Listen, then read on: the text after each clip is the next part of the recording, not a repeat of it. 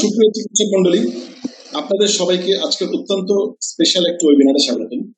আমাদের আজকের topic অ্যাকুয়েট pancreatitis, এবং আমরা আজকে অত্যন্ত অনার্ড যে আমরা আমাদের মাঝে বাংলাদেশের একজন মেডিসিনের কিংবদন্তিকে আজকে স্পিকার হিসেবে পেয়েছি। আমাদের আজকের speaker professor Mahmud Hasan. Professor Mahmud Hasan sir is now president Bangladesh Medical and Dental Council. Sir is also President Bangladesh Gastroenterology Society. Sir is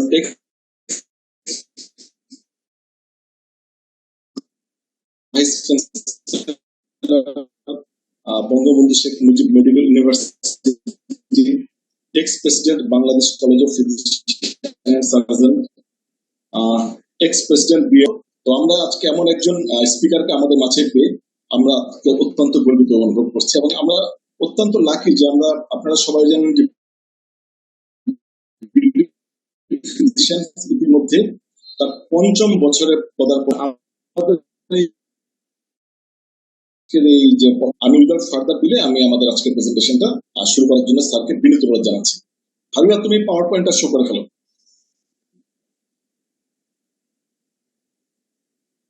অনেক ধন্যবাদ ডক্টর এহসানুজ্জামান খান সাহেব এবং সম্মানিত সুধীবৃন্দ এবং দর্শক বৃন্দ,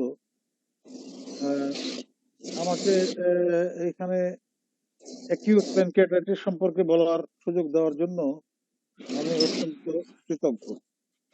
আমি আশা করি সবাই আমার কথা শুনতে পাচ্ছেন। আমি শুরু করছি।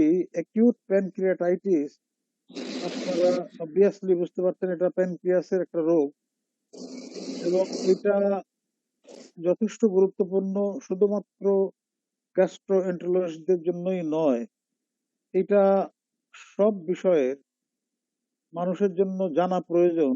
এর সবচেয়ে বড় কারণ হলো যে অ্যাকিউট প্যানক্রিয়াটাইটিস তো নিজে ইম্পর্টেন্ট বটেই, কিন্তু এর সিমটম গুলো অন্য আরো কতগুলো গুরুত্বপূর্ণ ডিজিজের সঙ্গে প্রায় একরকম হওয়াতে এই ধরনের রোগ বা এই ধরনের সিমটম নিয়ে প্রেজেন্ট করলে সেইটাকে প্রপারলি ডায়াগনোজ করে চিকিৎসা করতে পারাটা রোগীর দিক থেকে খুবই ইম্পর্টেন্ট। আমি যদি এর পরের স্লাইডটা পাই, অনুগ্রহ করে পরের স্লাইডটা দেন। জি, নেক্সট প্লিজ। হ্যাঁ, আপনারা দেখুন, এই যে আমি এটা কিন্তু একটা ইনকমপ্লিট লিস্ট, তারপরেও দেখুন biliary colic, peptic ulcer with perforation, myocardial infarction, intestinal obstruction, ischemia, intestinal ischemia ইত্যাদি এইরকম অনেকগুলো গুরুত্বপূর্ণ রোগের সঙ্গে এর সিমটমের কনফিউশন হতে পারে, এবং এর মধ্যে প্রত্যেকটা রোগী কিন্তু আপনার বেশ গুরুত্বপূর্ণ, এবং কতগুলো অ্যাকিউট প্যানক্রিয়াটাইটিসের চাইতেও মোর কমনলি দেখা যায়। পরেরটা দেন কাইন্ডলি। তো অ্যাকিউট প্যানক্রিয়াটাইটিস অ্যাকচুয়ালি আপনার একবার হতে পারে, আবার বারে বারে হতে পারে। এটাকে আমরা রেকারেন্ট অ্যাকিউট প্যানক্রিয়াটাইটিস বলি। তো recurrent acute pancreatitis actually chronic প্যানক্রিয়াটাইটিসই অংশ। বারবার অ্যাকিউট অ্যাটাক হয় বলে এটাকে আমরা রেকারেন্ট অ্যাকিউট প্যানক্রিয়াটাইটিস বলি। তো দুটোতেই আপনার অ্যাকিউট প্রেজেন্টেশন হয়। তো সারা পৃথিবীতে অ্যাভারেজে আপনার 13 থেকে 45টা কেস প্রতি লক্ষ পপুলেশনে পার ইয়ার দেখা দেয়। তো এই হিসাবে বাংলাদেশের কোনো ডাটা নাই, কিন্তু বাংলাদেশের, অনুগ্রহ করে আগেরটাতে যান, আমি আগেরটা শেষ করিনি এখনো।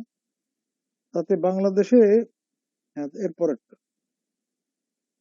না সরি এর আগেরটা, হ্যাঁ না এটা আপনারা অ্যাকচুয়ালি সামনে চলে যাচ্ছেন, পিছনে যান, পেছনে।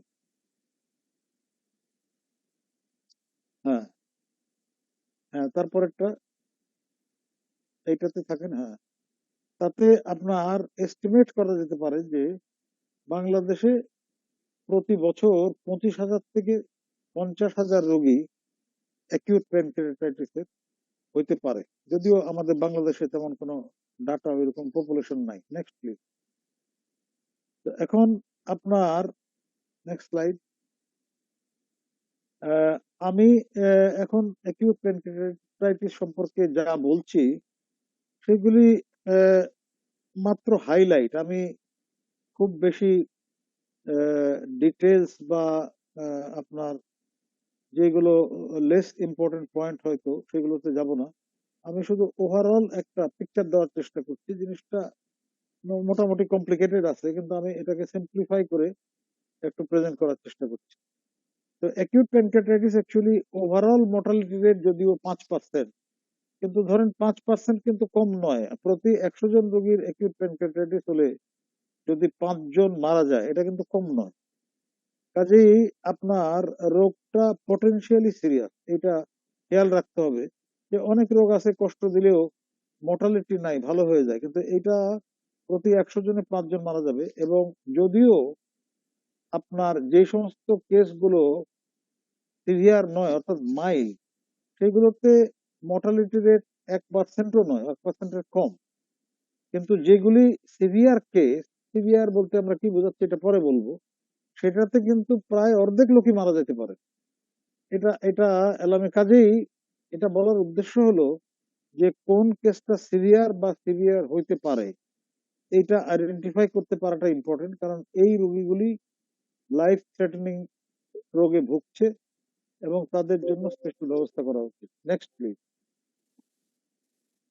এরপরেরটা দেন। হ্যাঁ, তো এখন এই অ্যাকিউট প্যানক্রিয়াটাইটিসে প্যানক্রিয়াস গ্ল্যান্ডে একটা ইনফ্লামেশন হয়, যার ফলে এখানে শুধু লোকাল যে ফেনোমেনা হয় তা নয়, একটা সিস্টেমিক ইনফ্লামেটরি রেসপন্স হয়। এবং এই সিস্টেমিক ইনফ্লামেটরি রেসপন্সের ফলে বিভিন্ন অর্গান ফেলিওর এক বা একাধিক হইতে পারে। যেমন রেনাল ফেলিওর হইতে পারে, রেসপিরেটরি ইনসাফিসিয়েন্সি হইতে পারে, কার্ডিয়াক ফেলিওর হইতে পারে, তারপরে সেরেব্রাল ডিস্টারবেন্স হইতে পারে। তো কাজেই এটা যে শুধু লোকালি প্যানক্রিয়াসের মধ্যে সীমাবদ্ধ থাকে তা নয়। তো থাকলে হয়তো জিনিসটা আরো সিম্পল হইতো। তো এটা অন্যান্য দেশে বাড়ছে, আমাদের দেশে কি হচ্ছে আমরা জানি না। Next please. তো এখন অ্যাকিউট প্যানক্রিয়াটাইটিস কেন হয়, একটা বড় অংশ কিন্তু ইডিওপ্যাথিক, অর্থাৎ কারণ বের করা যায় না। কিন্তু অনেকগুলো রোগ আছে যে সমস্ত রোগের কারণে অ্যাকিউট প্যানক্রিয়াটাইটিস হতে পারে, এগুলো জানা আছে। যেমন ধরেন গল স্টোন যদি থাকে অ্যালকোহলিক রোগীদের, তারপরে হাইপার ট্রাইগ্লিসারাইডেমিয়া, মানে ট্রাইগ্লিসারাইড লেভেল যদি 1000-এর উপরে চলে যায়, এর নিচে সাধারণত হয় না। তারপরে ইআরসিপি অথবা এন্ডোসোনোগ্রাফি করার পরে অথবা পোস্ট সার্জারি হতে পারে। হাইপার ক্যালসিমিয়া যে সমস্ত রোগের কারণে হয়, যেমন হাইপার প্যারাথাইরয়েডিজম, বিভিন্ন মেলিগন্যান্সি, মাল্টিপল মাইলোমা, এই সমস্ত কারণেও কিন্তু প্যানক্রিয়াটাইটিস হতে পারে। প্যানক্রিয়াসে ইনফেকশন হয়ে হতে পারে, যেমন ভাইরাল ইনফেকশন, মাম্পস। তারপরে কতগুলো হেরিডিটারি প্যানক্রিয়াটাইটিস রয়েছে। আমি কয়েকটা জিনের আহ, নাম দিয়েছি, যে সমস্ত জিনে, আরো জিন আছে, এই সমস্ত জিনের আপনার মিউটেশনের ফলে হেরিডিটারি প্যানক্রিয়াটাইটিস হতে পারে, যেটা ক্রনিক হতে পারে পরে, কিন্তু প্রথম দিকে অ্যাকিউট নিয়ে প্রেজেন্ট করতে পারে। অটো ইমিউন প্যানক্রিয়াটাইটিস যদিও ক্রনিক, কিন্তু প্রথমে আপনার অ্যাকিউট প্রেজেন্টেশন নিয়ে আসতে পারে। কতগুলো ঔষধের কারণে হতে পারে, এই ওষুধগুলো আমরা কতগুলো পরে দেখাবো। এবং আপনার প্যানক্রিয়াসের স্ট্রাকচারাল ডিফেক্ট, যেমন প্যানক্রিয়াস ডিভিশন, প্যানক্রিয়াসের টিউমার থেকে অবস্ট্রাকশন করলে হতে পারে। তো এইগুলো হচ্ছে মোটামুটি কারণ। Next please. তো আপনার ওয়েস্টার্ন কান্ট্রিতে বেশিরভাগ রোগী কিন্তু আপনার আইদার গলস্টোন অথবা অ্যালকোহলিজমের কারণে হয়। তো এটা আপনার ইন্ডিয়াতে একটা স্টাডি 2022 সালে তেওয়ারি সাহেব করেছেন আপনার, সেখানে দেখা যাচ্ছে যে গলস্টোন রিলেটেড প্রায় 1/3 এবং প্রায় 1/5, ইডিওপ্যাথিক প্রায় 1/5, both alcohol and gallstone 5%, ERCP induced 7%, drug related আপনার 6%, হাইপারক্যালসিমিয়া 3%। এবং সেখানে উনি কিন্তু ওভারঅল মর্টালিটি কিছুটা বেশি পেয়েছেন, 11%। তো এটা অবশ্য ওভারঅল মর্টালিটি ওয়েস্টার্ন কান্ট্রিতে 5%-এর থেকে প্রায় ডাবল। এটার কি শুধু ওনার স্টাডিতেই আছে না অন্যান্য স্টাডিতে পাওয়া গেল, সেটা আপনার বোঝা মুশকিল। Next please. তো কাজেই মর্টালিটি আমাদের দেশে অন্তত বেশি না হোক কম না, এখানে একটা বড় লিস্ট আছে। তো এগুলো মনে রাখার দরকার নেই, কারণ আমি যে প্রেজেন্টেশনটা এখন দিচ্ছি এটা আপনাদের জন্য অ্যাভেলেবল হবে, আপনারা চাইলে এটা পাবেন। এবং এই জন্য আমি একটু বেশি করে কথাবার্তা লিখেছি, যেগুলো সব হয়তো আমি বলবো না, কিন্তু আপনারা যদি চান তাহলে এই প্রেজেন্টেশনটা নিয়ে আপনারা এটা আপনাদের কাছে রাখতে পারেন এবং আপনারা ইচ্ছে করলে এটা দেখতে পারেন বা পড়তে পারেন। তো এখানে আমি কতগুলো কমন ড্রাগ হাইলাইট করেছি, যেমন আপনার অ্যাসিটামাইনোফেন, অ্যাজাথায়োপ্রিন, সিমেটিডিন। সিমেটিডিন অবশ্য আজকাল তেমন ব্যবহার হয় না। Enalapril, estrogen and related product, isoniazid, frusemide, তারপরে মেট্রোনিডাজল, লোসার্টান, রেনিটিডিন ইত্যাদি। মানে অনেক ওষুধ আছে যেগুলোর সঙ্গে প্যানক্রিয়াটাইটিস অ্যাসোসিয়েটেড, অর্থাৎ এই ওষুধগুলো খাওয়ার পরে বেশি সংখ্যায় প্যানক্রিয়াটাইটিস পাওয়া গেছে। Next please. তো কাজেই ঔষধেও হতে পারে। তো এখন সিমটম কি? সিমটমটা খুব আপনার আমার মনে হয় যে খুবই পরিচিত। সিভিয়ার আপার অ্যাবডোমিনাল পেইন, মূলত এপিগ্যাস্ট্রিক, যদিও একটু বাম দিকে বা ডান দিকে হতে পারে। এবং ভেরি সিভিয়ার পেইন হতে পারে, এবং এত সিভিয়ার যে আপনার রোগীর ওপিওয়েড অ্যানালজেসিক ছাড়া পেইন রিলিফ কোনো কোনো ক্ষেত্রে হয় না। এবং এই ব্যথাটা মানে আপনার আস্তে আস্তে বাড়তে পারে, কিন্তু খুব বেশি সময় নেয় না। এটা খুব দ্রুতই আপনার পিকে পৌঁছে যায়, এবং এটা পিছন দিকে যেতে পারে, এটা শোল্ডারের দিকে যেতে পারে। এবং এটা রোগীর টিপিক্যাল যে পশ্চার আপনারা শুনে আসছেন যে বেন্ডিং ফরওয়ার্ড করলে কিছুটা কমে, এটাও থাকতে পারে, আবার নাও থাকতে পারে। এবং এর সাথে রোগীর কিন্তু ভমিটিং থাকতে পারে। এবং কোন প্রায় পেশেন্টেরই কিন্তু আপনার আহ, হলো যে কিছুটা আপনার টেম্পারেচার থাকতে পারে। তার মানে ইনফেকশন আছে তা নয়। Acute pancreatitis itself systemic inflammatory রেসপন্সের কারণে টেম্পারেচার বেশি হতে পারে, পালস রেট বেশি হতে পারে, রেসপিরেটরি রেট বেশি হতে পারে। তো কাজেই বিপি কমে যেতে পারে, বুঝছেন না? কাজেই এটা আপনার, এবং কোন কোন রোগী দেখবেন যে গল স্টোনের ইতিহাস আছে, মানে জানাই আছে। আর যারা ক্রনিক অ্যালকোহলিক, সাধারণত 2-4 মাস অ্যালকোহল খেলে এটা হয় না, কয়েক বছর অ্যালকোহল রেগুলারলি খাইলেই তারপরে প্যানক্রিয়াটাইটিস হয়। কাজেই এই হিস্ট্রিটাও ইম্পর্টেন্ট, যদিও আমাদের দেশে এটা খুব বেশি হয়তো রোগী পাওয়া যাবে না। Next please.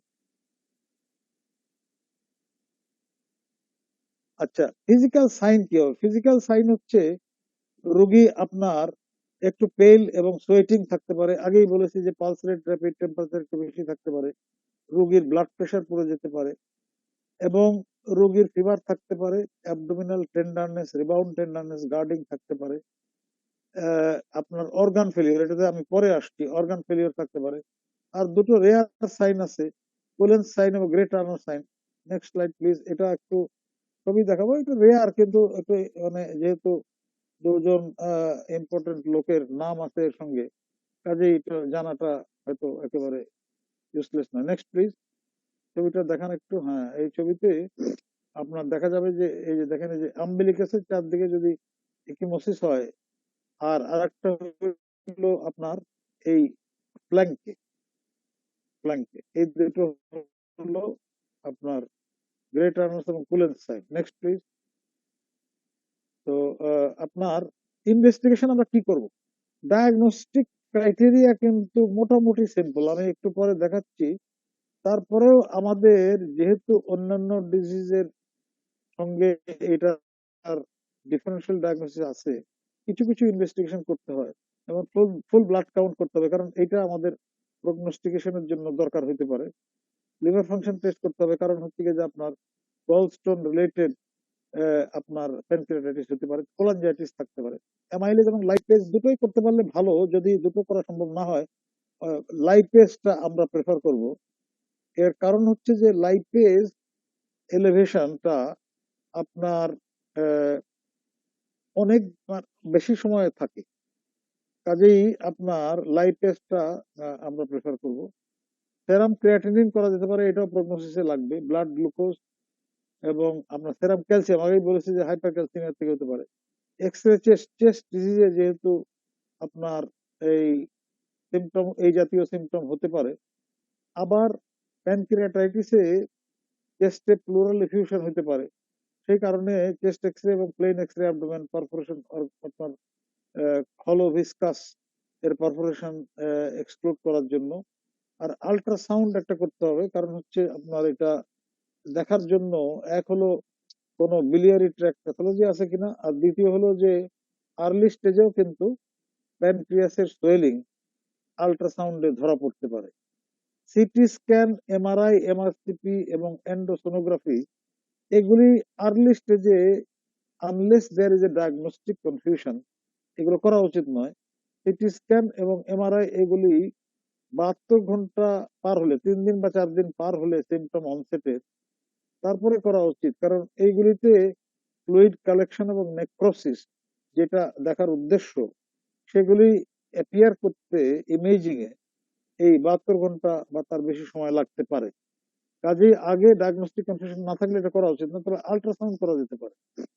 আচ্ছা, আর যদি ইয়াং রোগী হয় এবং সন্দেহ হয় যে হেরিডিটি, মানে ধরেন ফ্যামিলি হিস্ট্রি আছে, রোগী ইয়াং, সেক্ষেত্রে জেনেটিক টেস্টিং করা যেতে পারে। Next please. এটা অবশ্য আমাদের এখানে হয় না।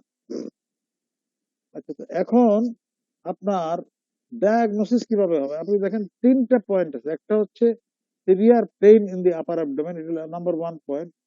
নাম্বার 2 পয়েন্ট হচ্ছে at least 3 times elevation of amylase or lipase or both, এটা হলো দ্বিতীয় পয়েন্ট। আর তৃতীয় পয়েন্ট হলো যে আপনার imaging A findings consistent with acute pancreatitis. Imaging আমরা মিন করি সিটি অথবা এমআরআই, তবে আল্ট্রাসাউন্ডেও যদি পাওয়া যায় এটাও আপনার। তো এইখানে আমরা যদি এই 3টা পয়েন্টের দুটো বা তার বেশি পাই, 3টে পেলে তো ভালোই, অন্তত দুটো পাওয়া গেলে আপনার আমরা অ্যাকিউট প্যানক্রিয়াটাইটিস ডায়াগনোস করতে পারি। এটা হলো রিভাইজড আটলান্টা ক্লাসিফিকেশন, এবং এটা ফলো করাটা আমি মনে করি ইজি। Next please. তো এখন লাইপেজ লেভেলের সম্পর্কে আমরা বলেছি যে এটা অ্যামাইলেজের চেয়ে বেশি থাকে। তবে একটা জিনিস খেয়াল রাখতে হবে যে আপনার অ্যামাইলেজ বা লাইপেজ এলিভেটেড হলেই যে অ্যাকিউট প্যানক্রিয়াটাইটিস, এইটা বোধহয় আমাদের মনে করা ঠিক নয়। কারণ অন্য যে রোগগুলোর কথা আমরা বলেছি, যেমন পারফোরেশন অফ এ হলো ভিসকাস, ইন্টেস্টিনাল অবস্ট্রাকশন, এই সমস্ত রোগেও কিন্তু লাইপেজ অ্যামাইলেজ কিছুটা এলিভেটেড হইতে পারে, যদিও মোর দ্যান 3 টাইমস এলিভেশন হওয়াটা আনইউজুয়াল। কিন্তু তারপরেও আপনার এইটা খেয়াল রাখতে হবে যে এটা শুধু যে আপনার অ্যাকিউট প্যানক্রিয়াটাইটিসে হয় তা নয়। আচ্ছা, আর একটা জিনিস হলো যে আপনার এই যে গল স্টোন প্যানক্রিয়াটাইটিস, মানে গল স্টোন গল ব্লাডার থেকে কমন বাইল ডাক্ট দিয়ে পাস করার সময় মেকানিজমটা নিয়ে একটু আপনার, এটা হাইপোথেটিক্যাল, এটা অ্যাকচুয়ালি প্রবণ না, কিন্তু কথা হচ্ছে যে এটা কমন বাইল ডাক্ট দিয়ে পাস করার সময় অ্যাকিউট প্যানক্রিয়াটাইটিস হতে পারে। তো সেখানে আপনার সাধারণত ALT more than 3 Times normal থাকবে, এবং ইউজুয়ালি ফিমেল পেশেন্ট হয়। তো কাজেই আপনার, এবং অ্যামাইলেজ লেভেলও ভেরি হাই হয়, মোর দ্যান 4000। এগুলো হলে কিন্তু সাসপেক্ট করবেন যে এটা গলস্টোন প্যানক্রিয়াটাইটিস হতে পারে। Next please. তো এটা আপনার নেক্সট পরেরটা দেন। হ্যাঁ, এখানে একটা আলট্রাসোনো পিকচার দেখেন, এই যে কালোটা দেখা যাচ্ছে, এই এই কালোটা হলো প্যানক্রিয়াস, ডার্ক শ্যাডো যেটা আর কি, এটা অবভিয়াসলি প্যানক্রিয়াসের শ্যাডো আলট্রাসাউন্ডে এর চাইতে আরো ছোট বা চিকন হয় আর কি। এটা একটু বড় হয়েছে, তার মানে এটা হোল প্যানক্রিয়াসটা ইডেমাটাস হয়ে গেছে। এটা অ্যাকিউট প্যানক্রিয়াটাইটিসের আলট্রাসোনো পিকচার। Next please.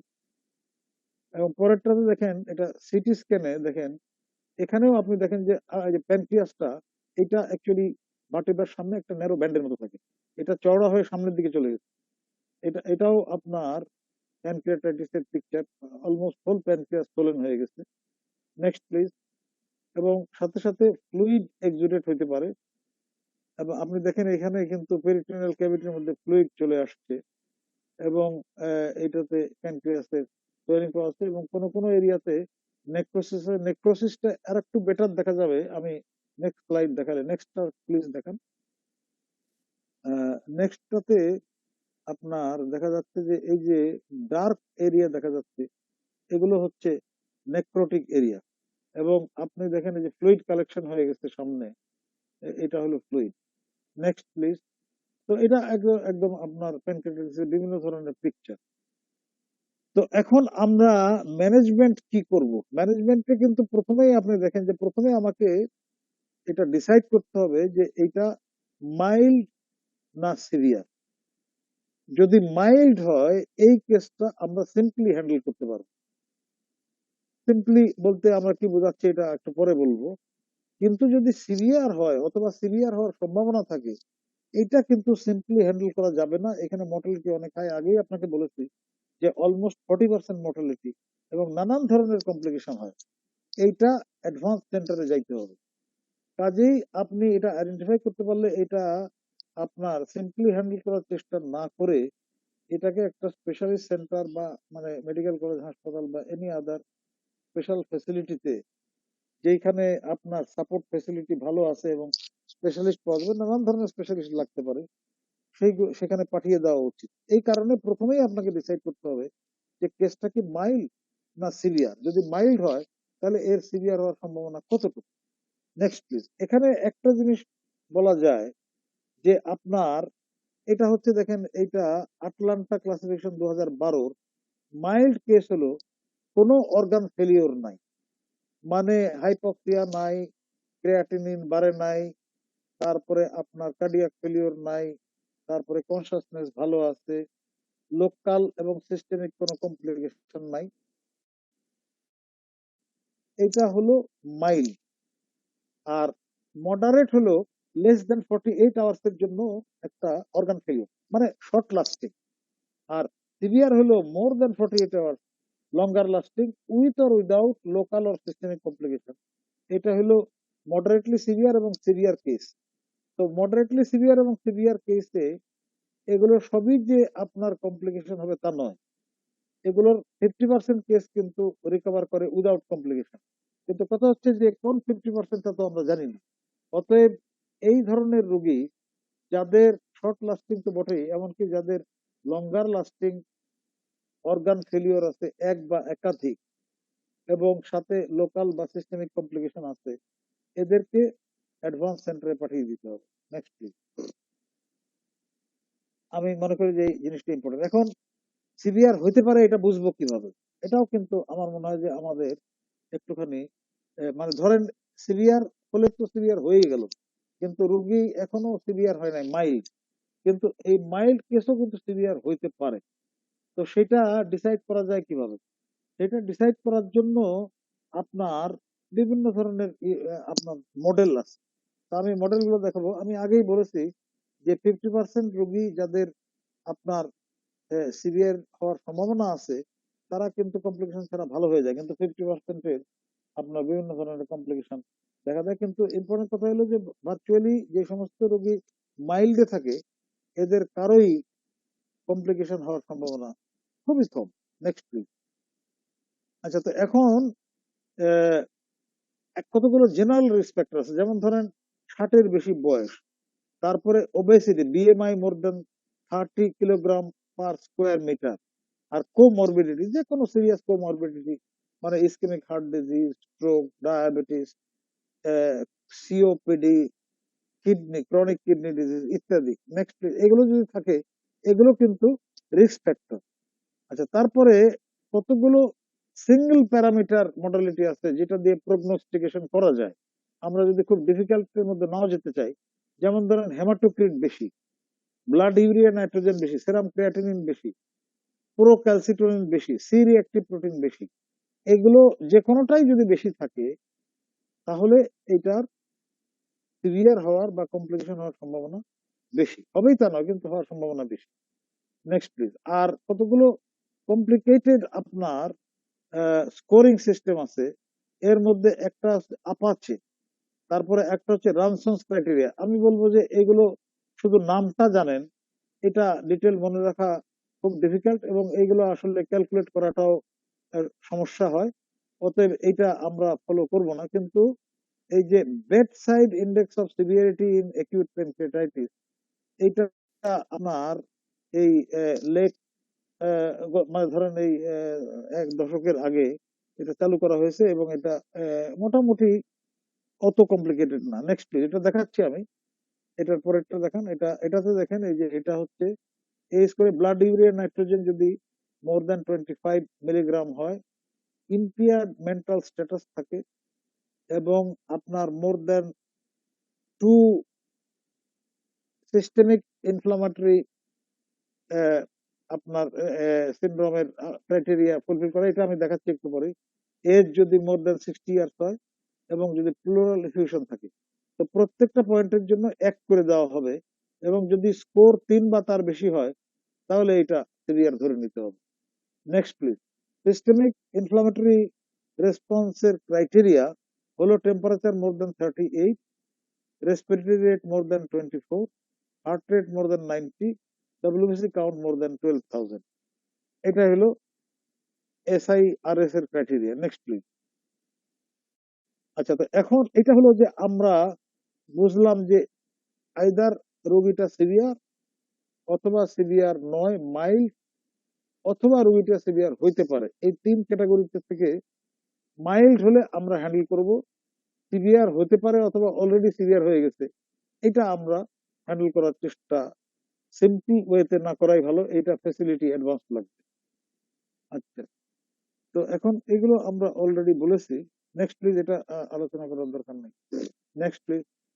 তো তাহলে ম্যানেজমেন্টটা আমরা 2 ভাগে ভাগ করব। একটা হচ্ছে প্রথম 1 সপ্তাহ আর্লি, এটা হচ্ছে আর্লি বলি আমরা। আর দ্বিতীয় হলো আপনার লেট। লেটটা হলো 1 সপ্তাহ পরে। তো আর্লিতে ফ্লুইড, সরি সরি, হ্যাঁ এটা, হ্যাঁ এই যে ফ্লুইড রিপ্লেসমেন্ট, পেইন রিলিফ। হ্যাঁ হ্যাঁ, না আমরা আরো আগে চলে যাচ্ছি, একটু কাইন্ডলি পিছিয়ে যান। হ্যাঁ হ্যাঁ, না, ঠিক আছে, হ্যাঁ এইটাই না না, এরপরেরটা এখানে থাকেন জি। Fluid replacement, pain relief, early feeding, assessment and observation, এই কয়টা in addition to try to detect any underlying cause if present, এই কটাই হলো আর্লি স্টেজে আমাদের করণীয়। নেক্সট স্লাইডে যান। তাহলে আমরা ফ্লুইড রিপ্লেসমেন্ট, এখানে একটা জিনিস হচ্ছে যে আপনার অতীতে এটা একটা রিলেটিভলি নতুন জিনিস, যে অতীতে কিন্তু ছিল যে আপনার অ্যাগ্রেসিভ ফ্লুইড রিপ্লেসমেন্ট করতে হবে, কিন্তু দেখা গেছে যে অ্যাগ্রেসিভ ফ্লুইড রিপ্লেসমেন্ট করলে যদি ওভার হাইড্রেশন হয় তাহলে কমপ্লিকেশন বাড়ে, অর্গান ফেলিওর বাড়ে এবং আপনার অন্যান্য কমপ্লিকেশনও বাড়ে। তার ফলে ফ্লুইড রিপ্লেসমেন্ট তো লাগবে, কিন্তু কেয়ারফুলি করতে হবে, কিপিং ইন মাইন্ড যেন ওভার হাইড্রেশন না হয়। তো এটা বুঝবেন কিভাবে? এটা হেমাটোক্রিট ফলো করতে হবে, ব্লাড প্রেশার ফলো করতে হবে, পালস ফলো করতে হবে, করে আপনার আর রোগী যদি সিভিয়ার প্যানক্রিয়াটাইটিস হয় এবং সেন্ট্রাল ভেনাস লাইন দেওয়া থাকে তাহলে তো কথাই নেই। তো আপনার আমরা ফ্লুইড থেরাপি কিন্তু অতি দ্রুত শুরু করতে হবে এবং আমাদের প্রেফার্ড ফ্লুইড হচ্ছে রিঙ্গার ল্যাকটেট সলিউশন, কারণ এটাতেই দেখা গেছে যে কমপ্লিকেশন কম হয়। সিম্পল স্যালাইন বা অন্যান্য ফ্লুইড দেওয়ার চাইতে রিঙ্গার ল্যাকটেটটা দেওয়াটাই হচ্ছে প্রেফারেবল। Next please. তো ফ্লুইড সাধারণত আমরা কতটা দিব? তো এখানে একটা মাপ আছে যে আপনার প্রথম দিকে 5 to 10 ml per KG per hour, until আপনার প্যারামিটার গুলো আপনার নর্মালের কাছে আসে, যেমন হার্ট রেট লেস দেন 120 হয়, arterial pressure, mean arterial pressure নর্মালের কাছাকাছি চলে আসে, ইউরিন আউটপুট আপনার 0.5 to 1 ml হয় এবং আপনার হেমাটোক্রিট আপনার কমে আসে, 45 এর নিচে চলে আসে। এগুলো হলে হওয়া পর্যন্ত আমরা 5 to 10 ml per KG per hour দিব। তারপরে আমরা এটা কমিয়ে আপনার এটা মেনটেনেন্স হবে আরো কম। মেনটেনেন্সে আপনার এই 1 ml to 2 ml per KG per minute দেওয়া হবে। তো, আপনার পার কেজি, সরি পার মিনিট না, পার আওয়ার। আচ্ছা, নেক্সট প্লিজ। নেক্সট।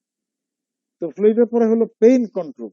এখন পেইন, রোগী অবভিয়াসলি খুব সিভিয়ার পেইন থাকে, খুব ডিস্ট্রেসে থাকে, কাজেই পেইন কন্ট্রোল করতে হবে। এবং স্টাডিতে দেখা গেছে, আগে একটা ধারণা ছিল যে অপিওয়েড অ্যানালজেসিক যেমন ট্রামাডল বা পেন্টাজোসিন এগুলো ব্যবহার করা যাবে না।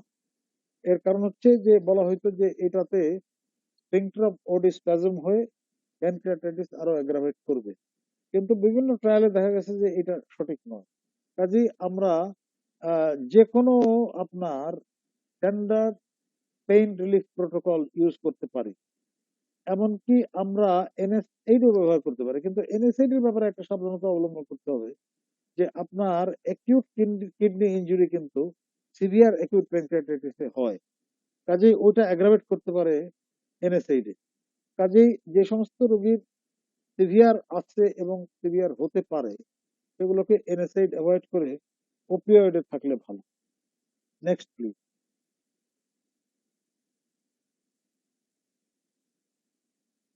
আর আরেকটা জিনিস হলো যে আপনার আমরা আগে মনে করতাম যে এই রোগীর প্যানক্রিয়াসকে রেস্ট দিতে হবে। কাজেই যতদিন পর্যন্ত প্যানক্রিয়াসটা মোটামুটি সেটেল ডাউন না করছে ততদিন পর্যন্ত নাথিং বাই মাউথ রাখলেই বোধহয় ভালো। কিন্তু দেখা গেছে যে যদি লম্বা পিরিয়ড নাথিং বাই মাউথ রাখা যায় তাহলে এন্টারাল অর্গানিজম মানে ইন্টেস্টিনাল ব্যারিয়ারটা প্রপারলি কাজ করে না। তার ফলে ইন্টেস্টিনাল অর্গানিজম সিস্টেমে ঢুকে ইনফেকশন মানে বোথ প্যানক্রিয়াস এবং সিস্টেমিক ইনফেকশন এবং অন্যান্য কমপ্লিকেশন হওয়ার সম্ভাবনা বেশি থাকে, অর্গান ফেলিওর হওয়ার সম্ভাবনা বেশি থাকে। অতএব যথাশীঘ্র সম্ভব রোগীকে ওরাল ফিডিং দিতে হবে। ওরাল ফিডিং যদি সম্ভব না হয় তাহলে নেজোগ্যাস্ট্রিক বা নেজোজেজুনাল ফিডিং দিতে হবে, যদি রোগীর প্যারালাইটিক আইলিয়াস না থাকে। কাজে প্যারালাইটিক আইলিয়াস না থাকলে আপনার রোগীর পেইন কমে আসলেই আপনার অল্প অল্প করে লিকুইড ফুড এবং আপনার তারপরে আস্তে আস্তে সেমি সলিড দিতে হবে। এবং রোগীর যদি বমি হয় বা বমি ভাব থাকে, খেতে না চায়, তাহলে টিউব দিয়ে দিতে হবে। এটা এটা কিন্তু চিকিৎসার অংশ। এটা শুধু যে নিউট্রিশন মেনটেন করা যাবে তা নয়, এটাতে কিন্তু কমপ্লিকেশন কমানো যায়। অতএব এটা ইম্পর্টেন্ট। মানে যে সমস্ত রোগীর একেবারে আপনার প্যারালাইটিক আইলিয়াস হয়ে গেছে অথবা অন্য কোনো কারণে ইন্টেস্টিনাল অবস্ট্রাকশন হয়ে গেছে, এইগুলোকে টোটাল প্যারেন্টাল নিউট্রিশন দেওয়া যেতে পারে, আদারওয়াইজ টোটাল প্যারেন্টাল নিউট্রিশনের সুযোগ নাই। Next please.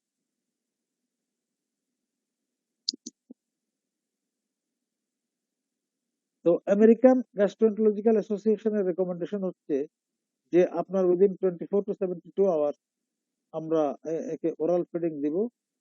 এবং আপনার যদি ওরাল ফিডিং না করতে হয়, এটা আমরা বলেছি যে নাজো জেজুনাল বা নাজোগ্যাস্ট্রিক ফিডিং দিব। Next please. আচ্ছা, আমরা ইআরসিপি করা যাবে কিনা বা উচিত কিনা, দেখেন এটা কিন্তু খুব ক্লিয়ারলি বলা ভালো যে ইআরসিপির রোল খুব লিমিটেড এখানে। এবং ইনফ্যাক্ট আগেও আমরা বলেছি যে ইআরসিপির কারণেই কিন্তু দেয়ার ইজ এ 6%, মানে যত আপনি যদি 100টা ইআরসিপি করেন তাহলে এর মধ্যে 5টা 6টা রোগীর অ্যাকিউট প্যানক্রিয়াটাইটিস হবে। কাজেই এটা একটা অ্যাকিউট প্যানক্রিয়াটাইটিস প্রভোকিং ফ্যাক্টর। কাজেই ডেফিনিট ইন্ডিকেশন না থাকলে ইআরসিপি করা উচিতই না। তো ইআরসিপি কখন করবেন? যদি আপনার এই রোগীর বিলিয়ারি অবস্ট্রাকশনের কোনো ফিচার থাকে অথবা কোলাঞ্জাইটিস থাকে, তাহলে আপনার এই কোলাঞ্জাইটিসটা রিলিফ করার জন্য আপনার ড্রেন করা বিলিয়ারিটা বাইল ডাক্ট ড্রেন করার জন্য ইআরসিপি করা যেতে পারে। আদারওয়াইজ ইআরসিপি করা অ্যাকিউট স্টেজে উচিত নয়। Next please. অ্যালকোহলের জন্য রোগীর যদি অ্যালকোহলের হিস্ট্রি থাকে তাহলে কিন্তু অ্যালকোহল যে শুধু হাসপাতালে বন্ধ করতে হবে তা নয়। রোগী রিকভার করে বাড়িতে গেলে আবার অ্যালকোহল শুরু করলে এই অ্যাকিউট প্যানক্রিয়াটাইটিস রেকার করার সম্ভাবনা থাকে এবং এইটা ক্রনিক হয়ে যেতে পারে। অতএব আপনার এইখানে অ্যাকিউট অ্যাটাকের সময় অ্যালকোহল বন্ধ করে এটা যাতে আর ফার্দার রেকার না করে, মানে ফার্দার যাতে সে আবার অ্যালকোহল না ধরে, সেই জন্য তখন থেকেই অন্যান্য অ্যালকোহল বন্ধ করার যা যা মেজার আছে, সোশ্যাল সাপোর্ট সহ, সাইকিয়াট্রি সহ, এই ব্যবস্থাগুলো ইনস্টিটিউট করে ফেলতে হবে। Next please.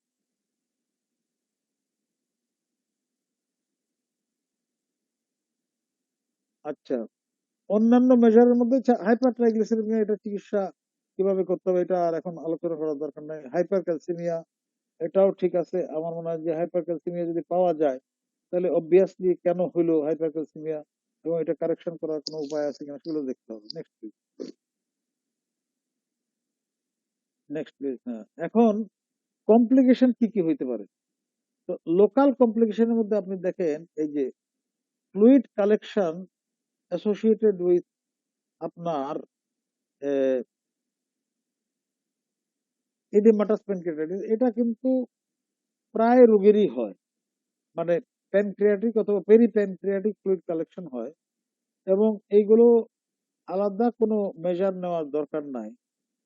এটা স্পন্টেনিয়াসলি উইথ টাইম রিজলভ করবে।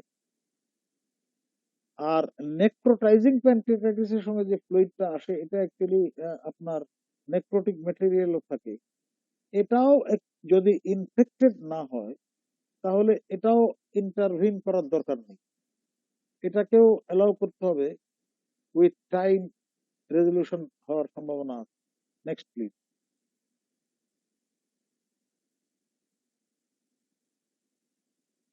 বেশ কিছু কমপ্লিকেশন হতে পারে আপনার, যেমন ধরুন gastric outlet obstruction, abdominal compartment syndrome, intestinal ischaemia, splenic vein thrombosis, portal vein thrombosis, splenic artery aneurysm. এগুলো নট সো কমন। কাজে কিন্তু মনে রাখতে হবে যে এইসব কমপ্লিকেশন হইতে পারে। তো কাজেই আহ, এটা আর আলাদাভাবে ডিসকাস করছি না। Next, next please. হ্যাঁ, আচ্ছা, ড্রেনেজ অফ কালেকশন, হ্যাঁ, এইখানে বলার আগে এমাইলেজ সম্পর্কে একটা কথা আসছে আর কি। দেখেন, অ্যামাইলেজ এবং লাইপেজ এর লেভেল, লেভেল অফ এলিভেশন, এটা আপনার ডায়াগনোসিসের জন্য ইম্পর্টেন্ট। আগেই বলেছি যে 3 টাইমস এলিভেটেড হইলে, অথবা যদি আপনার 2000-3000 হয়ে যায়, তাহলে কিন্তু সন্দেহ করতে হবে যে এইটা আপনার গলস্টোন প্যানক্রিয়াটাইটিস। ডায়াগনস্টিক ইম্পর্টেন্স আছে, কিন্তু অ্যামাইলেজ বা লাইপেজ লেভেল খুব হাই হলে সিভিয়ার এবং কমপ্লিকেশন হবে, এবং অ্যামাইলেজ বা লাইপেজ লেভেল রিলেটিভলি লো হইলে কমপ্লিকেশন কম হবে, এটা কিন্তু ঠিক নয়। কাজেই অ্যামাইলেজ এবং লাইপেজ লেভেলের ডায়াগনস্টিক ইম্পর্টেন্স ছাড়া এর প্রগনোস্টিক ইম্পর্টেন্স নাই। এটা ভেরি ইম্পর্টেন্ট মনে রাখা, আমার মনে হয়। দ্বিতীয় কথা হলো যে এটা বারে বারে করার দরকার নেই, যে আপনার প্রতিদিনই অ্যামাইলেজ করে দেখেন। এটা কিন্তু অনেক জায়গায় লক্ষ্য করা গেছে, কি কারণে আমি জানি না, ডায়াগনোসিস হয়ে গেছে কিন্তু প্রতিদিনই অ্যামাইলেজ লাইপেজ করা হচ্ছে। এটা কিন্তু অ্যাবসলিউটলি আননেসেসারি, বুঝছেন না? অ্যামাইলেজ লাইপেজ 3 দিন থেকে 5 দিনের মধ্যে, অ্যামাইলেজটা আগে ফল করে, লাইপেজটা কয়েকদিন পরে, 2-1 দিন পরে ফল করে যাবে। কিন্তু এটাকে ফলো করার দরকার নাই। ফল করছে কেন? ফল করলেই যে আপনার রিকভারি হয়ে গেল, এটা কিন্তু নয়। কাজেই এটা ডায়াগনোসিসের জন্য ইম্পর্টেন্ট। ডায়াগনোসিস হয়ে গেলে এরপরে বারে বারে অ্যামাইলেজ লাইপেজ করার কোনোই প্রয়োজন নেই। আচ্ছা, এখন কালেকশন ড্রেন করার প্রয়োজন আছে কিনা? দেখেন, কালেকশন ড্রেন করবেন আর্লি স্টেজে তখনই যদি গ্যাস্ট্রিক আউটলেট অবস্ট্রাকশন হয়। এছাড়া আপনার আর্লি স্টেজে এটা ড্রেন করার কোনো দরকার নাই। Wait for about 5-6 weeks. 5-6 weeks wait করার কারণ হচ্ছে যে এই কালেকশন গুলো তখন এনক্যাপসুলেটেড হয়ে যায়। এনক্যাপসুলেটেড হলে এটা ড্রেন করার সুবিধা। এবং এমনকি আপনার ওয়েট করলে এটা ড্রেন করা নাও লাগতে পারে, এটা গ্রাজুয়ালি এটা চলে যেতে পারে, বুঝছেন না? এবং যদি ড্রেন করতেই হয়, যে ঠিক আছে আমরা 6 সপ্তাহ 7 সপ্তাহ ওয়েট করলাম, এটা কমছে না বরং বাড়ছে। কেন বাড়তে পারে? ধরেন প্যানক্রিয়াটিক ডাক্ট যদি নেক্রোজ হয়ে রাপচার হয়ে যায়, তো রাপচার হয়ে গেলে হবে কি, প্যানক্রিয়াটিক সিক্রেশন লিক করবে। লিক করলে কিন্তু আপনার আমি এই উত্তরগুলো পরে দিব। যে আমার আমার মনে হলো যে আপনার এই লিক করলেই কিন্তু এই কালেকশনটা সাইজে বাড়তে থাকবে। তো সেক্ষেত্রে আপনার প্রেফার্ড মেথড অফ ড্রেনেজ হচ্ছে এন্ডোস্কোপিক ট্রান্সলুমিনাল ড্রেনেজ। মানে স্টমাকে এন্ডোস্কোপ দিয়ে স্টমাক থেকে আপনার প্যানক্রিয়াসের যে কালেকশন আছে ছিদ্র করে ওই পর্যন্ত একটা ক্যাথিটার অথবা একটা স্টেন্ট বসিয়ে দিয়ে স্টোমাকের মধ্যে ফ্লুইডটা ড্রেন করে। এটাই হলো এন্ডোস্কোপিক ট্রান্সলুমিনাল ড্রেনেজ, এটাই প্রেফারেবল। আর সার্জিক্যাল সিস্টোগ্যাস্ট্রোস্টমি আফটার 6 উইক, এটা যদি আপনার এন্ডোস্কোপিক ফেসিলিটি না থাকে অথবা ফেল করে, তাহলে এটা করা যেতে পারে। Next please. এটা হচ্ছে কিন্তু আনইনফেক্টেড, কিন্তু বাড়ছে। তো এখানে দেখেন আপনার এই যে একটা কালেকশন হয়েছে সিটি স্ক্যানে, এবং এখানে যে সাদা নেডলটা দেখছেন, এই সাদা নেডলটা দেওয়া হয়েছে, এবং আর একটা ছবিতে এখানে দেখা যাচ্ছে যে এখান থেকে একটা ক্যানুলা পাস করা হয়েছে। এটা এন্ডোস্কোপের টিপটা দেখা যাচ্ছে এই আপনার, এবং এই স্টমাক থেকে এই কালেকশনের মধ্যে দিয়ে আপনার আহ, হলো যে আপনার এটা স্টমাকে ড্রেন করছে। Next please. Next please. হ্যাঁ, তো এখন নেক্রোটাইজিং প্যানক্রিয়াটাইটিস মানে এটা আমরা সিম্পল মাইল্ড আপনার অ্যাকিউট প্যানক্রিয়াটাইটিস বলতে আমরা যেটা বুঝাই, ওটার ম্যানেজমেন্ট আমরা মোটামুটি শেষ করে ফেলেছি। যে এটা আপনি পেন রিলিফ করবেন, তারপরে ফ্লুইড রিপ্লেসমেন্ট করবেন, এবং আপনি আর্লি ফিডিং করবেন এবং অবজার্ভ করবেন। ফ্লুইড কালেকশন যদি বেশি হয়, কম হলে কিছুই করার দরকার নাই। ফ্লুইড কালেকশন বেশি হলে আপনি এটাকে এন্ডোস্কোপিক্যালি ড্রেন করবেন, এবং এতেই আপনার রোগীর কমপ্লিকেশন হওয়ার সম্ভাবনা খুবই রেয়ার। কিন্তু নেক্রোটাইজিং প্যানক্রিয়াটাইটিস যাদের আছে, তাদের ক্ষেত্রে কিন্তু কথাটা একটু ভিন্ন, এটার কমপ্লিকেশন একটু বেশি হওয়ার সম্ভাবনা আছে। তো নেক্রোটাইজিং প্যানক্রিয়াটাইটিস আমি বুঝবো কিভাবে?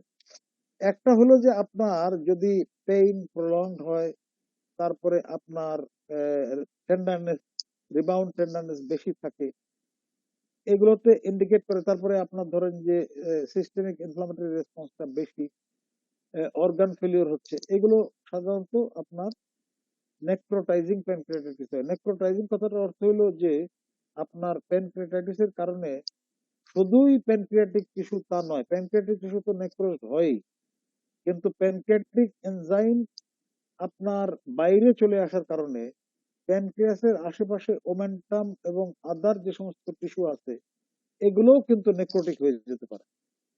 তো এইটাতে রিস্ক বেশি, এবং এটা ডায়াগনোস করার জন্য আগেই বলেছি যে we should wait for about 72 hours. 72 hours পরে যদি আমরা এই সিটি স্ক্যান করি, তাহলে সিটি স্ক্যানে আমরা আগে চেহারা দেখিয়েছি যে ওইখানে আপনি দেখবেন যে কন্ট্রাস্ট নিবে না, আপনার ডার্ক থাকবে, কন্ট্রাস্টে সাদা হবে না, ডার্ক থাকবে।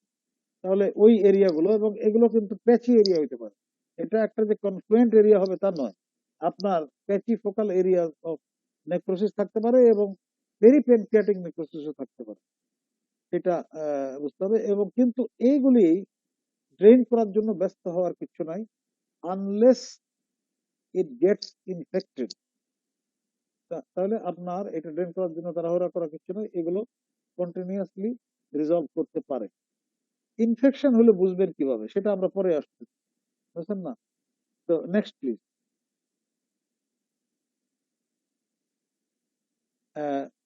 হ্যাঁ, এখানে হচ্ছে সেকেন্ডারি ইনফেকশন। সেকেন্ডারি ইনফেকশন হলে কিন্তু ড্রেন করাটা যে শুধু উচিত তা নয়, ইট বিকামস ম্যান্ডেটরি। আপনি যদি ড্রেন না করেন প্রপারলি, তাহলে পেশেন্টের life will be threatened. Infection হবে মানে আপনার টেম্পারেচার পারসিস্ট করবে। টেম্পারেচার সাধারণত হলেও সিস্টেমিক ইনফ্লামেটরি রেসপন্সের জন্য হলেও কিন্তু এইটা প্রথম 3-4 দিনের পরেই এটা কমে যাওয়ার কথা। কিন্তু যদি টেম্পারেচার না কমে, তারপরে আপনার ব্লাড ইউরিয়া নাইট্রোজেন কমছে না, লিউকোসাইট কাউন্ট কমছে না, এবং আপনি ইয়েতে দেখলেন, সিটি স্ক্যানে দেখলেন যে নেক্রোটিক এরিয়া আছে, এমনকি কোন কোন রোগীর নেক্রোটিক এরিয়ার মধ্যে এয়ার বাবলও দেখা যায়। এয়ার বাবল দেখা গেলে তো এটা ডেফিনিট। আপনি বলতে পারেন যে এখানে এফএনএসি করে টিস্যু স্যাম্পল নিয়ে কালচার করে এটা দেখার প্রয়োজন আছে কিনা। এটা আজকাল আপনার নিষেধ করে যে এটা করতে গেলে এটা রিস্কি এবং কমপ্লিকেশন বাড়তে পারে। অতএব যদি ক্লিনিক্যালি, আমরা যে ক্লিনিক্যালি এবং ইমেজিং যেগুলো বললাম, এগুলোতে যদি সাসপিশন হয় যে হ্যাঁ ইনফেকশন হয়েছে প্যানক্রিয়াটিক পেরিপ্যানক্রিয়াটিক, সেক্ষেত্রে অ্যান্টিবায়োটিক শুরু করতে হবে। আচ্ছা, এখানে একটা জিনিস বলি, প্রোফাইল্যাকটিক অ্যান্টিবায়োটিকের কোনো ভূমিকা নাই unless there is a definite indication that there is infection. আমরা যে আলোচনা করলাম, এগুলি যদি না থাকে, প্রত্যেক রোগীকে র্যান্ডমলি অ্যান্টিবায়োটিক দিলে কমপ্লিকেশন আরো বাড়বে এবং রোগীর সুপার ইনফেকশন হবে, ফাঙ্গাল ইনফেকশন হয়ে যেতে পারে এবং ওই কারণেই রোগীর লাইফ থ্রেটেন হয়ে যেতে পারে। কাজেই there is no scope for prophylactic antibiotic. কিন্তু যদি ইনফেকশন হয়ে যায়, তাহলে আপনার এটা আহ, আপনার অ্যান্টিবায়োটিক দিতেই হবে প্রথমে। তো অ্যান্টিবায়োটিকটা আপনার কি অ্যান্টিবায়োটিক দেবো নেক্সট উইক? অ্যান্টিবায়োটিক ইউজুয়ালি আপনার এই নেক্রোটিক টিস্যুর মধ্যে কিন্তু আপনার এই মেরোপেনেম বা ইমিপেনেম ছাড়া অন্যান্য আপনার, এখানে যদিও আমরা বলেছি যে আপনার এফএনসি করবেন, কিন্তু অনেকেই আবার এফএনসি করাটা নিষেধ করছে আজকাল। কিন্তু আমার মনে হয় যে খুব বেশি ডাউট থাকলে করা যেতে পারে।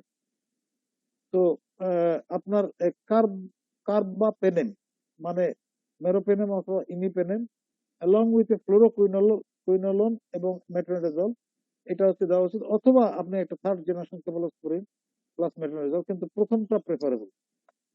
এটাতে কার্বাপেনেম মানে ইমিপেনেম অথবা মেরোপেনেম এরা প্যানক্রিয়াটিক টিস্যুর মধ্যে পেনেট্রেট করে ভালো। Next please.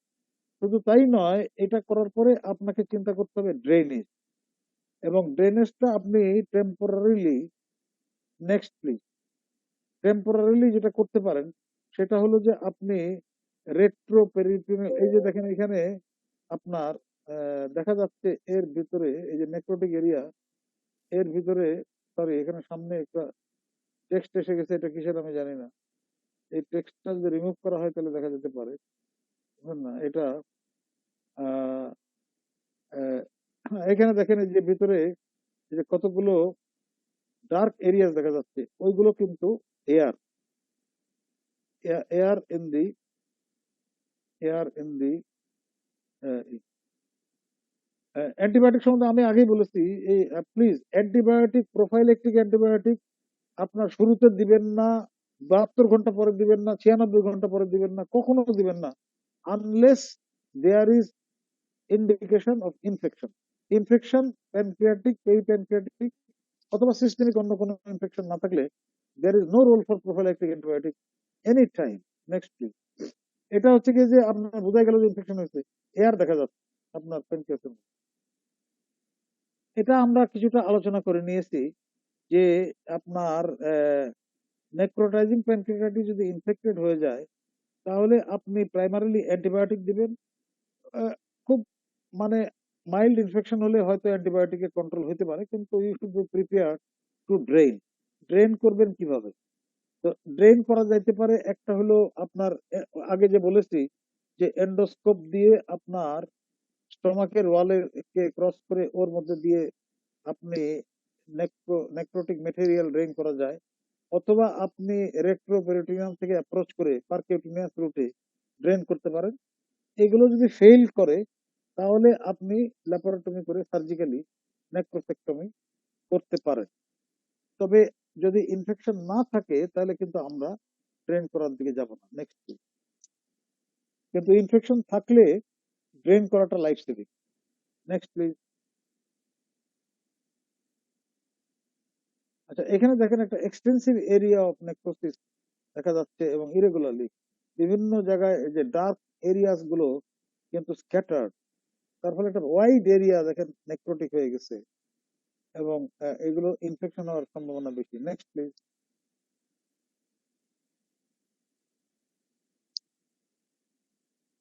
এটাতে আপনি দেখেন এই যে আপনার এটা ড্রেন করেছে আপনার পারকিউটিনিয়াস রুটে, এটা ছবি দেখা যাচ্ছে। নেক্সট।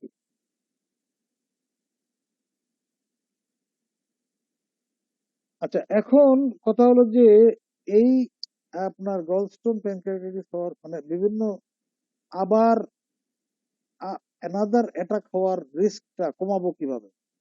গলস্টোন প্যানক্রিয়াটাইটিস অবভিয়াসলি আপনার এই কোলেসিস্টেক্টমি করতে হবে। তো কোলেসিস্টেক্টমিটা আমরা কখন করব? আর সাধারণত এটা প্রেফার করা হয় যে এই সিটিং এ ভর্তি হলো, অ্যাকিউট প্যানক্রিয়াটাইটিসটা কমলো, এবং unless there is gross fluid collection অথবা গ্রস নেক্রোসিস, তাহলে আপনি ওই সিটিং এই অ্যাকিউট প্যানক্রিয়াটাইটিস একটু কমে আসলে আপনি কোলেসিস্টেমি করে দিবেন।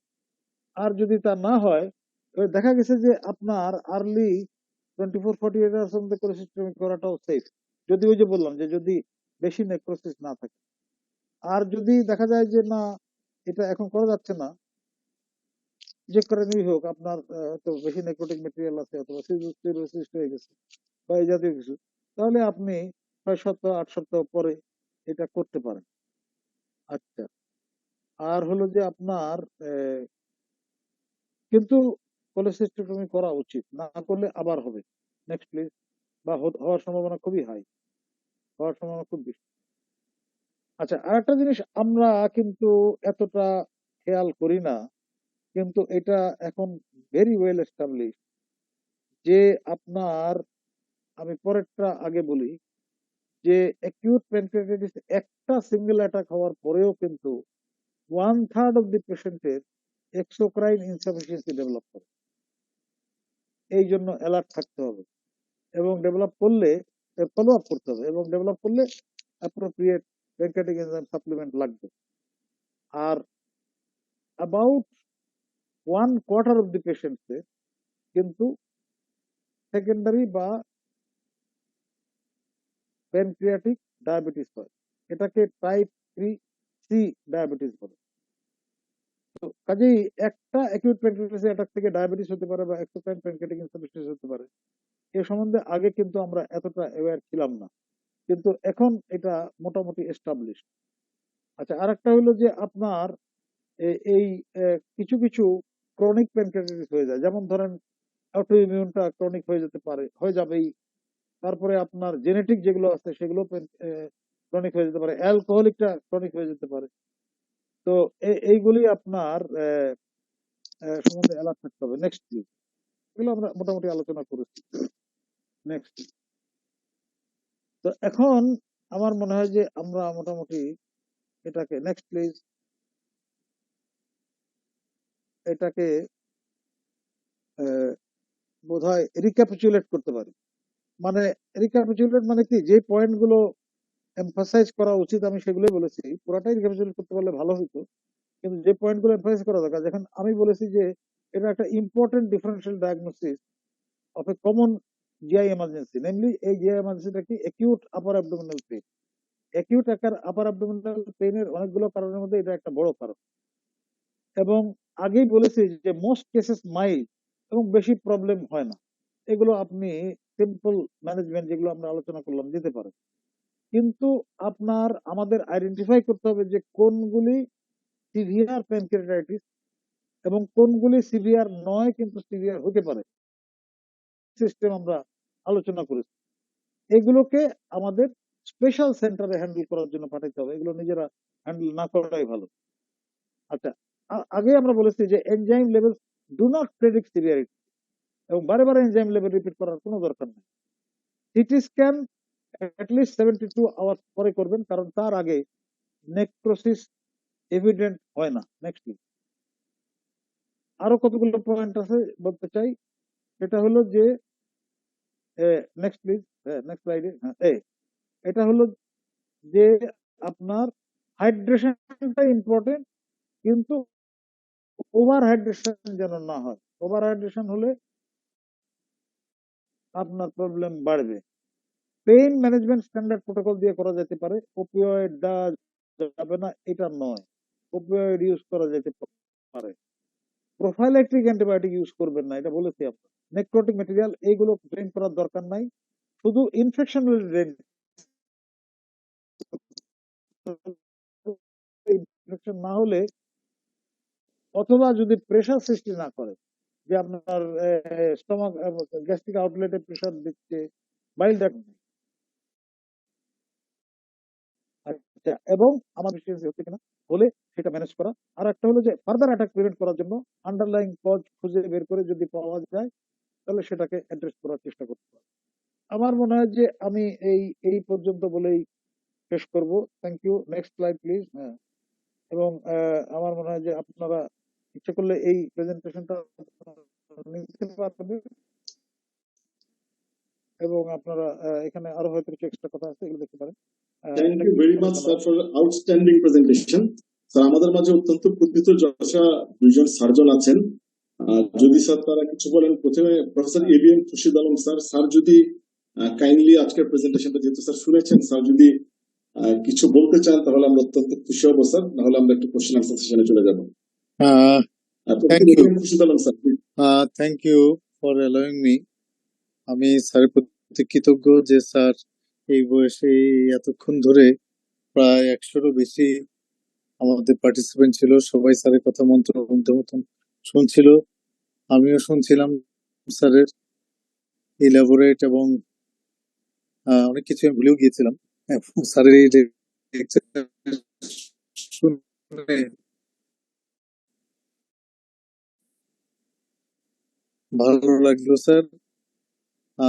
একটা কথা স্যার, যে আমাদের কি যখন মানে হাসপাতালে যখন রোগীদের ভর্তি করার আজকের কথাতে যে ইন্ডিকেশন অফ অ্যান্টিবায়োটিক ইউজ যদি স্যার একেবারে প্রপারলি ইন্ডিকেটেড না থাকে তাহলে অ্যান্টিবায়োটিক ব্যবহার না করার জন্য আগে থেকে দেওয়ার কোনো রোগ কি আমরা বইতে টেক্সট বইতে কিন্তু দেয়া আছে স্যার, কিন্তু আজকে আপনি এটা বললেন, তো এটার পক্ষে যৌক্তিকতা কি স্যার? আমরা তো জানি যে প্যানক্রিয়াটাইটিস হলে ইমিউনোসাপ্রেশন হয়, ইমিউনোসাপ্রেশন হলে patient is more prone to have a secondary infection, কিন্তু আপনি বললেন যে until and unless patient has got the sign symptoms of infection তাহলে আমরা দিব না। এটা কি মানবো স্যার, নাকি স্যার কিছু বলবেন? Thank you. অনেক ধন্যবাদ প্রফেসর খুরশিদ আলম সাহেব আপনার কমেন্টের জন্য। আমি আসলে আপনি আমাকে মনে করিয়ে দিয়েছেন যে অ্যাকিউট প্যানক্রিয়াটাইটিস এর ম্যানেজমেন্টটা কিন্তু এটা মাল্টি ডিসিপ্লিনারি স্যার এবং সবসময়ই সিভিয়ার অ্যাকিউট প্যানক্রিয়াটাইটিসে surgeon should be in the picture. Sir এটা ফিজিশিয়ান সার্জন মিলে এটা, এবং এখানে কিন্তু আপনার মাইক্রোবায়োলজিস্টও লাগে যদি ইনফেকশন হয়। স্যার স্যার এটা এটা হলো প্রথম কথা যে এটা একটা মাল্টি ডিসিপ্লিনারি অ্যাপ্রোচ স্যার লাগবে এবং সিভিয়ার অ্যাকিউট প্যানক্রিয়াটাইটিস এর মোর্টালিটি রেট জি স্যার ভেরি হাই, 40% এর মতো। অতএব আপনার এটা একটা স্পেশাল সেন্টারে মাল্টি ডিসিপ্লিনারি অ্যাপ্রোচ করা উচিত। আচ্ছা, দ্বিতীয় আপনার যে স্যার পার্টিকুলার পয়েন্ট, এটা বেশ কতগুলো রিসেন্টলি আপনার ট্রায়াল হয়েছে এবং তাতে দেখা গেছে স্যার যে প্রোফাইল্যাকটিক অ্যান্টিবায়োটিক ইউজ করলে সেখানে আপনার কমপ্লিকেশন আচ্ছা বেশি হয়, অর্গান আচ্ছা ফেলিওর স্যার বেশি হয়, ইনফেকশন বেশি হয়, এমনকি আপনার ফাঙ্গাল স্যার স্যার ইনফেকশনও হয়ে যায়।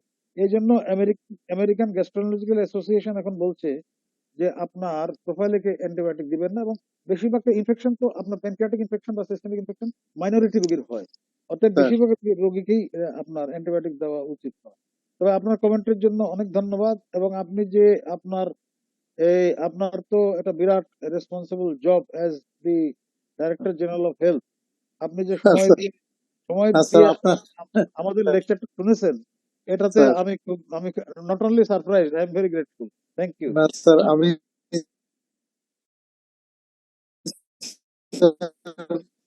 আপনার নাম যেহেতু নিশ্চয়ই কোনো তথ্য এবং ইয়ে থাকবে স্যার। থ্যাংক ইউ স্যার আমাকে শুরুতে। জি স্যার। Thank you. আসসালামু আলাইকুম। Thank you very much professor ABM Khurshid Alam sir, আপনিও আপনার এত ব্যস্ততার মাঝে যে আমাদের সাথে জয়েন করেছেন, thank you very much sir, so kind of you.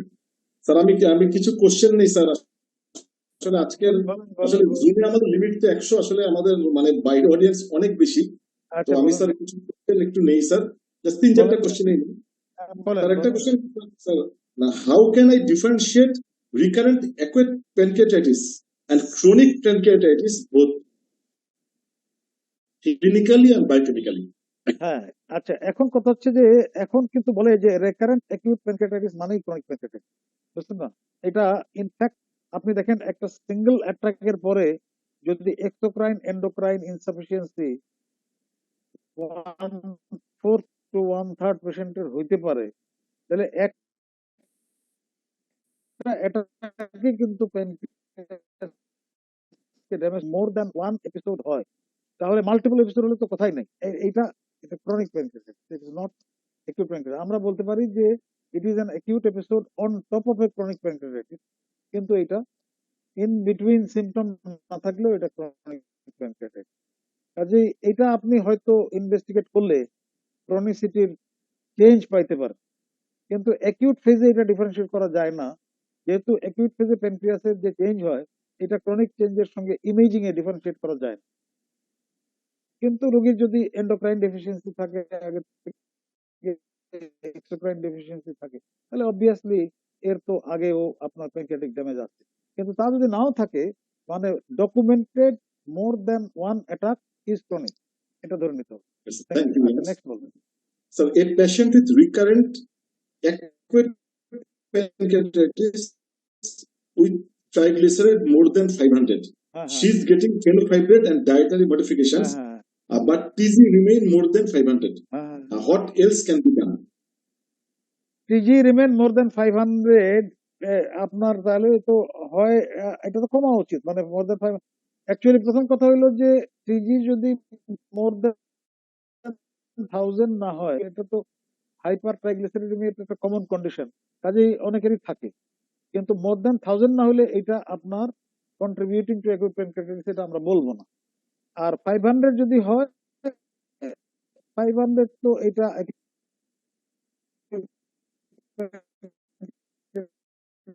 কারণ বলে আমরা মনে বেরিয়েছে, এগুলো দিলে তো কমার কথা না, কমলে ধরে নিতে হবে যে আইদার ডায়েটারি রেস্ট্রিকশন অথবা ড্রাগ রোগী কমপ্লায়েন্ট নয়, এটা এটা মনে করি এই লেভেলে কমা উচিত ওষুধ দিলে। নেক্সট। স্যার, ড্রাগের রেস্ট্রিকশনের ব্যাপারে স্যার আপনি মানে ডায়েট রেস্ট্রিকশনের ব্যাপারে যদি স্যার আপনি একটু স্পেসিফাই করতেন যে ডায়েটের হাইপার ব্যাপারে রেস্ট্রিকশন কি ট্রাইগ্লিসারিডেমিয়ার কি? ডায়েটারি রেস্ট্রিকশন মানেই হলো যে আপনার এই কার্বোহাইড্রেট কমাইতে হবে, মানে আপনি সুগার বন্ধ করতে হবে, সুইট জিনিস বন্ধ করতে হবে, কার্বোহাইড্রেট কমাইতে হবে, ওয়েট বেশি থাকলে ওয়েটটা কমাইতে, বিএমআই কমাইতে হবে, বুঝছেন না? এবং জেনারেলি কার্বোহাইড্রেট কমানোটাই হচ্ছে আইডিয়া, পার্টিকুলারলি যেগুলো হাই গ্লাইসেমিক ইন্ডেক্স কার্বোহাইড্রেট, এগুলো কমাই ফেলতে হবে। জি, আর একটা ভালো question sir, what are the indications of prophylactic use of low molecular weight heparin in acute pancreatitis? মানে রোগীর যদি আগের থেকে কোয়াগুলেশনের হাইপার কোয়াগুলেবিলিটি না থাকে তাহলে রুটিনলি দেওয়ার দরকার নেই, বুঝছেন না? কিন্তু যদি হাইপার কোয়াগুলেবল কোনো স্টেট থাকে তাহলে আপনি দিতে পারেন, বা আপনার ডিবিটি হয়ে গেছে অলরেডি, বুঝছেন না, সেখানেও দিতে পারেন, কিন্তু এমনি রুটিনলি দেওয়ার কোনো দরকার নেই। তার একটা বেশ কোশ্চেন স্যার, যেহেতু আমাদের দেশে তো ক্যালসিয়াম স্যার আসলে মুড়ি মুরগির মতো মানুষ খায় বা হ্যাঁ, প্রেসক্রিপশনে দেখা যায় স্যার ইউজ হয়, sir can calcium supplements leads to pancreatitis বা ক্যালসিয়াম কন্টেনিং, এটা কি না, স্যার কোনো রিলেশন আছে? হাইপার ক্যালসিমিয়া করে এইরকম রোগ যদি না থাকে, যেমন হাইপার প্যারাথাইরয়েডিজম, সার্কোয়েডোসিস, মা কিন্তু হাইপার ক্যালসিমিয়া, ক্যালসিয়াম ট্যাবলেট খেয়ে প্যানক্রিয়াটাইটিস হবে। জি, নেক্সট প্লিজ। স্যার, প্রফেসর শায়েক আজিজ চৌধুরী স্যারকে অ্যালাউ করছি। হ্যাঁ আর স্যারের প্লিজ, কোশ্চেন আছে স্যার আপনার কাছে। হ্যাঁ please, next. Professor Shaikh Aziz Chowdhury sir please. আসসালামু আলাইকুম। ধন্যবাদ স্যারকে ওয়ালাইকুম যে আসসালাম। এই বয়সে স্যার আপনি এই জুনিয়রদের জন্য যে সময়টা দিলেন, আমি অলমোস্ট পুরো সেশনটাই আপনার এনজয় করছি। কারণ আমাদের ছাত্র জমানার বয়স থেকে সবসময় একটা ভীতি আছে পেনক্রিয়াটাইটিস শব্দ নিয়ে। হ্যাঁ, জি জি, যখনই আমরা পেনক্রিয়াটাইটিস পড়তে যেতাম একটা ভয় ভীতি শুরু হয়ে যেত, বুঝতাম না ঠিক মতে। কিন্তু আজকে আপনার লেকচারটা দেখে আমি সবাইকে বলবো এটা শুধু আজকে না, রিপিট সেশনেও দেখা উচিত ওই ফেসবুক থেকে। জি জি জি, আমার স্যার কয়েকটা কোয়ারি প্লিজ ছিল। প্লিজ বলেন। আমি সার্জিক্যাল প্র্যাকটিস করি, ইমার্জেন্সি সার্জারি ডিল করি। হ্যাঁ হ্যাঁ পেকিট পেনক্রিয়াটাইটিস পেশেন্ট মাইল্ড টু মডারেট যদি থাকে, সাথে যদি তার গোল স্টোন থাকে, হ্যাঁ সেম সিটিং এ আমি অপারেশন করবো কিনা? হ্যাঁ হ্যাঁ, জি, আচ্ছা, আর বলেন, কোশ্চেনগুলো বলে নেন, আমি একবারে উত্তর দেবো। এই হলো একটা প্রশ্ন। সেকেন্ড হ্যাঁ প্রশ্ন স্যার, ওই যে ড্রেজ অপারেশন যেটা স্যার বলছেন সিস্টোগ্যাস্ট্রোস্টমি, সেটা হলো হ্যাঁ হ্যাঁ স্টোমাকে স্যার মেইনলি পুশ করে, আর যদি ডিউডেনামে পুশ করে সেক্ষেত্রে সিস্টো ডিউডেনোস্টমি করতে হবে। হ্যাঁ অথবা যদি ডিউডেনাম দিকে ডাউনওয়ার্ড পুশ করে। আরেকটা জিনিস হলো হ্যাঁ প্যানক্রিয়াটাইটিস শব্দ হ্যাঁ যখনই কোনো মেডিসিন পিপল সার্জিক্যাল পিপল থাকে, সবাই করে কি এনজাইম প্রেসক্রিপশনে লিখে দেয়, ইজ ইট ম্যান্ডেটরি নিডস? হ্যাঁ হ্যাঁ হ্যাঁ, জি জি জি। আর কোনো কোশ্চেন আছে? এই কোয়েশ্চেন গুলো স্যার। আচ্ছা, থ্যাংক ইউ। প্রথমেই আপনাকে অনেক ধন্যবাদ জানাই যে আপনি আপনার ভ্যালুয়েবল টাইম স্পেন্ড করে লেকচার শুনেছেন। আমার লেকচার কিন্তু was intended for general doctor. Yes আপনার মতো আপনার মানে মানে এক্সপেরিয়েন্সড এবং আপনার নলেজেবল স্পেশালিস্টের জন্য আসলে লেকচারটা নয়। আমি তারপরেও আমার একটু দোষ আছে যে মানে কোথায় সিম্পল হলে ভালো হইতো মনে হয়। তো তারপরে আমি অনেক কথা বলি নাই। আপনার প্রশ্নে আসি, ধন্যবাদ দেওয়ার পরে আপনাকে, যে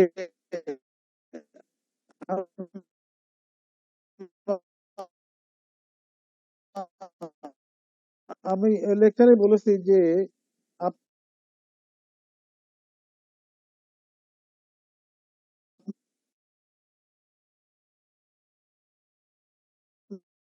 আপনার যদি কোনো আপনার হচ্ছে যে কোনো ফ্লুইড কালেকশন নেগলেকশন না থাকলে 2-3 দিনের মধ্যে করে দিলেও কোনো এক্সট্রা সমস্যা হয় না, এর স্টাডিতে আছে। জি স্যার। আমি স্যার কাজে এটা হলো কথা। জি আমি জি স্যার জি এই জন্য প্রশ্নটা রাইজ করছি, কেন আমাদের এটা মাস পিপলের মধ্যে মিসকনসেপশন আছে জি যে জি জি জি। আমি পার্টিকুলারলি আপনার এই জিনিসটা ফলো করি।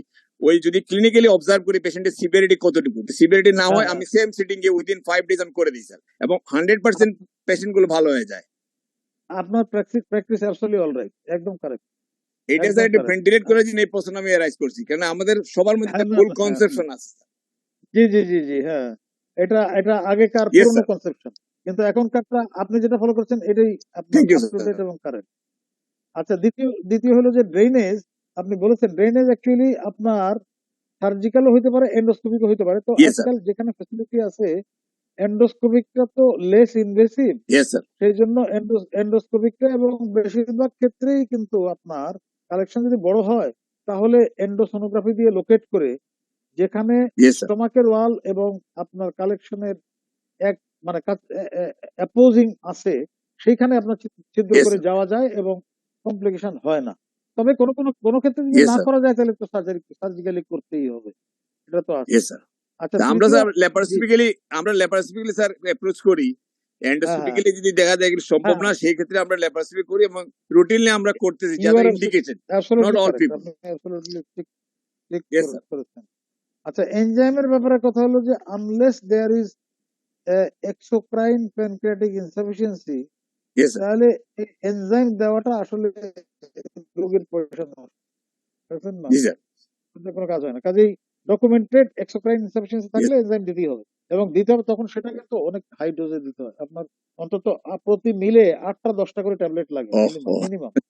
আর আমরা যে দিই 1 to 2 G tablet sir, 3 times daily, ওইটা হচ্ছে প্লাসিবো টাইপের একটা চিকিৎসা আর কি।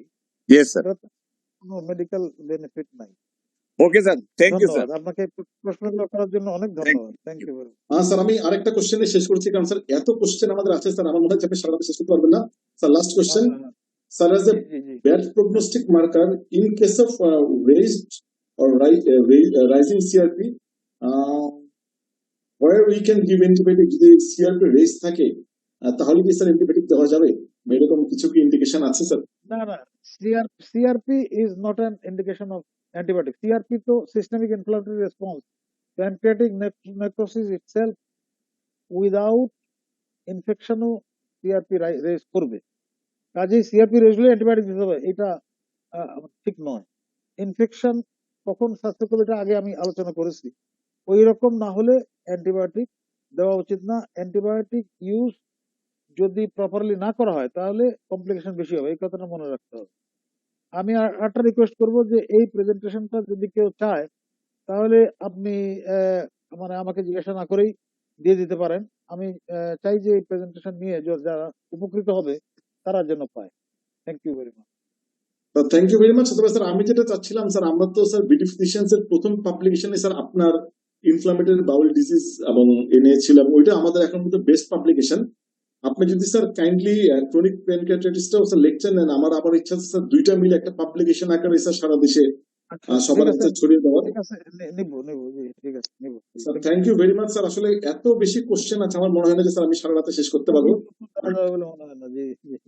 স্যার আমি আর কোশ্চেন নিচ্ছি না sir, thank you very much. এবং স্যার আমি আপনাকে আহ্বান জানাচ্ছি স্যার, কারণ যেহেতু স্যার আমরা আসলে 5 বছরে পদার্পণ করেছি অলমোস্ট, মানে এবং আপনি যে স্যার আমাদের সাথে সবসময় ছিলেন স্যার, এটা আমাদের জন্য অত্যন্ত মানে এনকারেজিং স্যার। তো আমি স্যার আপনাকে আহ্বান জানাচ্ছি স্যার আজকের সেশনটা কনক্লুড করার জন্য স্যার। থ্যাংক ইউ এহসানুজ্জামান খান সাহেব, অনেক ধন্যবাদ। আপনি যে 5 বছর ধরে এই প্রোগ্রামগুলো অর্গানাইজ করে আসছেন, আমি তো শুরুতে বেশ কিছুদিন আপনার সঙ্গে ছিলাম, পরে বিভিন্ন ব্যস্ততার কারণে বিভিন্ন প্রেসারে থাকি, তার জন্য পারি নাই। দুঃখিত। তবে আমি সবসময় অ্যাপ্রিসিয়েট করি যে আপনি এটা কন্টিনিউ করছেন এবং ডাক্তাররা উপকৃত হচ্ছে। কারণ এখানে মানে অনেক আপনার কি বলা যায় যে নলেজেবল এবং এক্সপেরিয়েন্স স্পেশালিস্টরা এসে তাদের অভিজ্ঞতা বর্ণনা করেন, তাতে করে আপনার যেই যারা শুনেন তাদের পক্ষে সবসময় তাদেরকে ডাইরেক্টলি অ্যাপ্রোচ করে শোনা সম্ভব হয় না। তো এটা এটা ভেরি গুড থিং। এবং আমি এবং মাঝে মাঝে আপনি পাবলিকেশনও করেছেন, এটা খুবই আমি অ্যাপ্রিসিয়েট করি এবং আপনাকে ধন্যবাদ জানাই। আশা করি আপনি এটা কন্টিনিউ করবেন ভবিষ্যতে। ইনশাল্লাহ আমি ক্রনিক প্যানক্রিয়াটাইটিস নেব এবং ইনশাল্লাহ ভবিষ্যতে আবার সবার সঙ্গে দেখা